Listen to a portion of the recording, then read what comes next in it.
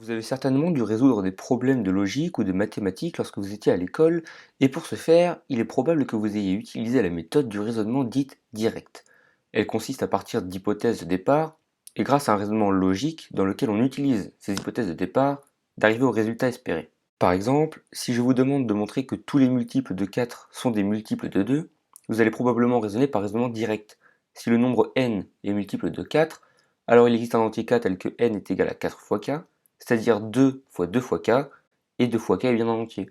Donc n s'écrit comme le produit d'un entier et de 2, c'est-à-dire que n est bien un multiple de 2. Cependant, il existe d'autres méthodes pour résoudre un problème, et c'est ce que nous allons voir en essayant de comprendre comment fonctionne le principe de récurrence, tout en parlant de coefficients binomiaux et du triangle de Pascal.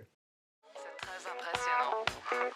Non, non, non, non, non, je suis complètement sérieuse là. Vous avez un, deux.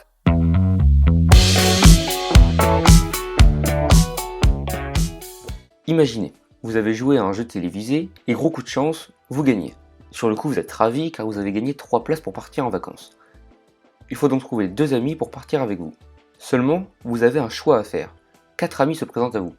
Vous décidez donc d'étudier tous les duos que vous pourriez faire afin de prendre celui avec lequel vous êtes sûr de vous amuser le plus. En le faisant, vous vous rendez compte qu'il y a 6 duos possibles, et c'est là que vous venez, sans vous en rendre compte, de compter le nombre d'ensembles de 2 éléments que l'on peut faire avec un ensemble de départ à 4 éléments. En effet, peu importe l'ensemble avec 4 éléments que l'on prend, on peut créer exactement 6 ensembles différents qui contiennent 2 éléments du premier ensemble. Ce nombre particulier se note comme ceci, et on le lit 2 parmi 4. Ainsi, 2 parmi 4 vaut 6. Ces nombres, que l'on note plus généralement k parmi n et k étant des entiers naturels et k compris entre 0 et n, sont appelés des coefficients binomiaux. Pour les voir de façon plus générale, il faut les voir comme ceci. On prend un ensemble de n éléments et on en choisit k. Et bien le nombre de façons de choisir k éléments différents, le nombre d'ensembles de k éléments différents qu'il est possible de faire, correspond à k parmi n. La façon dont je vous ai présenté les coefficients binomiaux correspond en fait à leur définition, mais ils possèdent bien d'autres propriétés dans le domaine du dénombrement et de la combinatoire.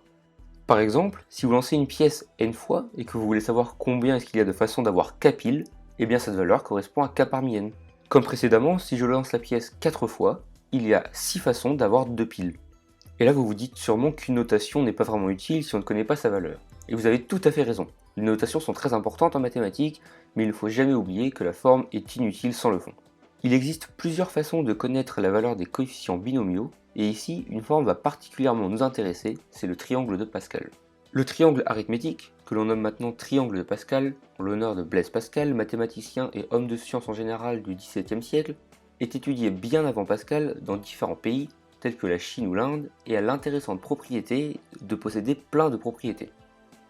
On peut le relier à la suite de Fibonacci, au triangle de Sierpinski, ou encore au nombre de Catalan, sujet d'ailleurs abordé dans une excellente vidéo de LGJ que je vous conseille.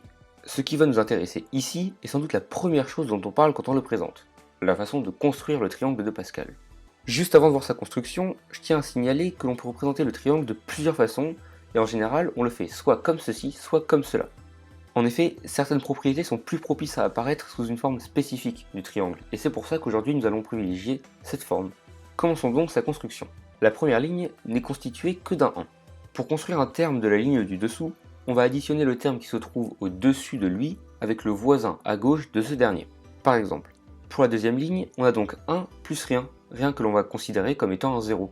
Pour le deuxième terme, on additionne rien, que l'on considère toujours comme 0, avec 1. Ce n'est pour l'instant pas très parlant, mais continuons avec la troisième ligne. Le premier terme est toujours 1 plus 0, le deuxième 1 plus 1, et le troisième 0 plus 1. La quatrième ligne est comme ceci, on a de gauche à droite 0 plus 1, 2 plus 1, 1 plus 2 et 1 plus 0. En continuant comme ça, on se retrouve avec la suite du triangle de Pascal. On vient de construire le triangle de Pascal, mais on ne sait pas vraiment comment le lire. Reprenons nos coefficients binomiaux de la forme k parmi n. Dans le triangle, les n correspondent aux colonnes et les k aux lignes. Attention à ne pas se tromper lors de la numérotation des lignes et des colonnes. Le tout premier 1 est en position 0, 0.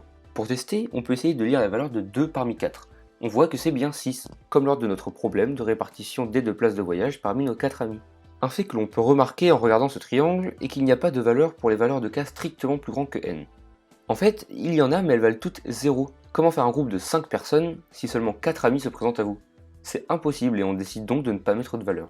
Maintenant que l'on sait un peu plus ce que signifient ces différents objets mathématiques, on peut revenir au principe de récurrence. Nous allons donc découvrir cette méthode au travers de la démonstration d'une propriété assez rigolote du triangle. Si on additionne toutes les valeurs de la nème ligne, on obtient toujours 2 puissance n, c'est-à-dire 2 multiplié n fois par lui-même. 2 puissance 3, c'est 2 fois 2 fois 2. Bon alors, je pense qu'il est important de saisir le principe et le fonctionnement global de cette méthode avant de voir concrètement comment on l'utilise et quelle est la rigueur nécessaire à cet exercice. Une récurrence se fait lorsque l'on a un exercice de la forme montrer que pour tout entier supérieur à tel entier que l'on peut noter grand N, telle propriété qui dépend de petit n est vraie. Et j'insiste bien sur le fait que la propriété doit dépendre d'un entier naturel. Et l'idée globale de la récurrence est la suivante. On commence par montrer que le premier rang est vrai. Le premier rang n'est pas forcément au rang 0. La propriété ne peut s'avérer vraie qu'à partir d'une certaine valeur, qui correspond à notre rang n. Une fois que l'on a démontré que la propriété était bien vraie au premier rang, il s'agit de montrer que si un rang de la propriété est vrai, alors le rang suivant est aussi vrai. On le note souvent comme ceci. P de k implique P de k plus 1, et on dit que la propriété est héréditaire. C'est-à-dire que si la propriété est vraie au rang k, k étant un entier quelconque plus grand que grand N, alors la propriété est aussi vraie au rang k plus 1. En combinant ces deux résultats, on peut déduire que le deuxième rang est vrai. En effet, on sait que P de grand N est vrai, et le deuxième résultat nous dit que pour tout entier k supérieur ou égal à grand N, donc en particulier pour grand N, si P de k est vrai, alors P de k plus 1 est vrai. Ici, c'est-à-dire que si P de grand N est vrai, P de grand N plus 1 est vrai.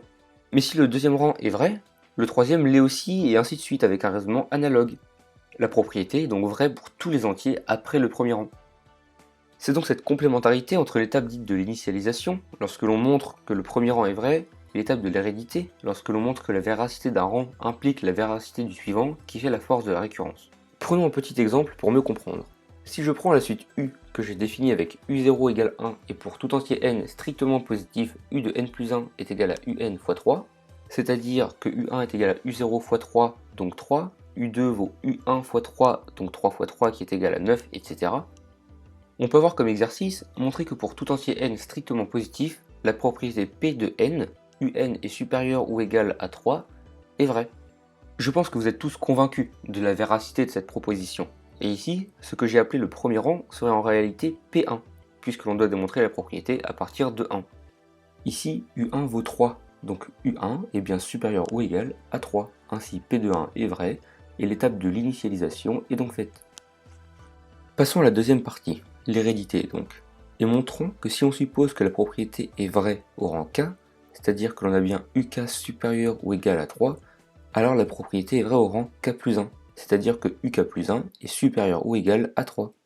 Ici, ce n'est pas très compliqué puisque si UK est plus grand ou égal à 3, alors il est assez évident que UK fois 3 est supérieur ou égal à 3. Donc UK plus 1 est supérieur ou égal à 3, et la propriété est donc vraie au rang k plus 1. On a ainsi fini, U1 est plus grand que 3, donc U2 l'est aussi, ce qui implique que U3 l'est aussi, et ainsi de suite. Bon, c'est bien sympa de prendre des petits exemples, mais il est temps de passer aux choses sérieuses, la somme des coefficients binomiaux pour un n donné, ou encore la somme des termes de la ligne numéro n du triangle de Pascal, qui vaut 2 puissance n. On veut donc démontrer pour tout entier naturel n, la propriété P de n, la somme des termes de la ligne numéro n vaut 2 puissance n. Commençons donc notre récurrence par l'initialisation, et ici elle se fait au rang 0. 2 puissance 0 c'est égal à 1, et la somme des termes de la ligne 0 vaut 1. Ainsi P de 0 est bien vrai. Il est courant de juste noter P0 ou donc P0, à la place de P0 est vrai ou donc P0 est vrai, ce qui en mathématiques veut dire la même chose. On passe maintenant à l'hérédité. Il est très aisé de commettre des erreurs avec cette méthode et c'est pourquoi la rédaction devant l'accompagner est très précise. On commence par se donner un entier n quelconque. Ce que vous voyez, c'est exactement ce que je viens de dire, mais avec une rédaction plus mathématique, on va dire. Ici, n appartient à un grand N un petit peu bizarre qui représente les entiers naturels, c'est-à-dire les entiers positifs. On suppose donc que P de n est vrai.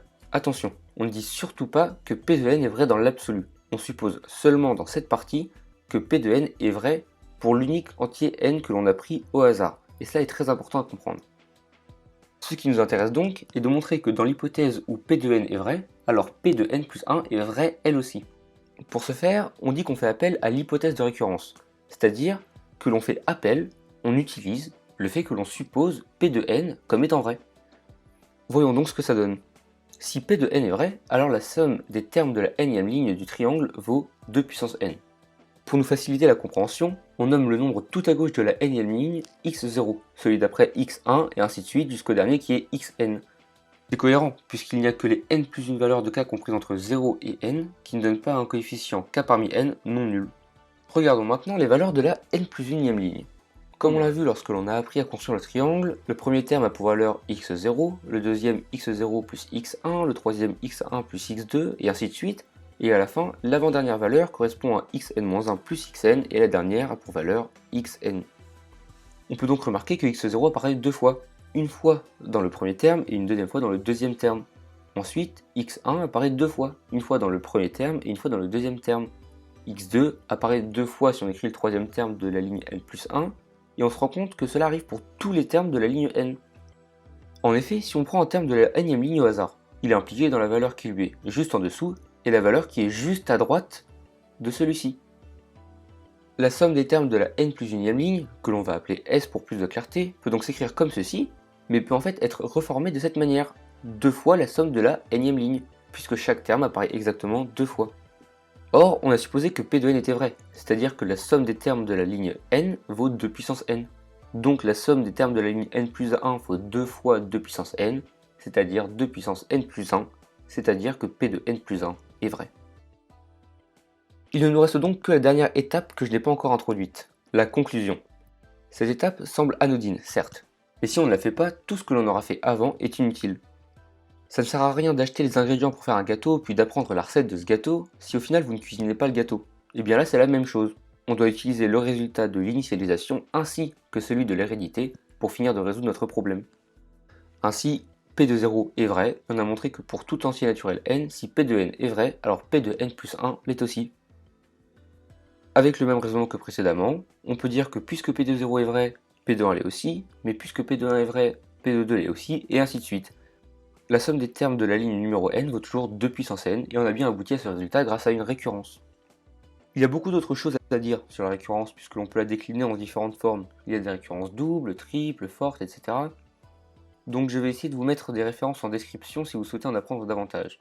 Le triangle de Pascal est aussi un sujet extrêmement intéressant, et je vais aussi essayer de vous mettre des liens vers des vidéos que je trouve sympas sur le sujet. Il est clair qu'une seule vidéo ne peut décemment pas faire le tour du sujet. Sur ce, à plus!